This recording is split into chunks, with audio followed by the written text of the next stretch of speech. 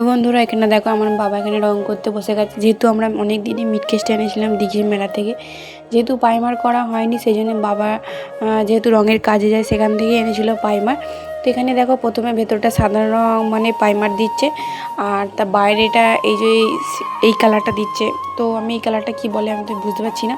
তো তোমরাই বলো যে কালারটা বাইরেটা দিচ্ছে মানে ভালো লাগছে কি না। না, এর ওপরেও আবার রং হবে, কোনো চাপ নেই, এর ওপরেও রঙটা দেওয়া হবে। তো চলো, এত গরমে দেখতেই পাচ্ছি হাল পুরো খারাপ হয়ে গেছে, আর আমার চোখের কাছে একটা বড় দেখে বনো ফুটেছে, তাও তো একটু কমে গেছে, না চোখের সামনেটা ঢাকা পড়ে গেছিলো। তো চলো দেখাই তোমাদেরকে। এই দেখো বাইরেটা কত সুন্দর, এই যে রঙটা হয়ে গেছে, আর ভেতরটা যেহেতু সাদা ছিল, আর এই রঙটা পুরোপুরি অনেকটা মানে কুলোয়নি বলতে গেলে।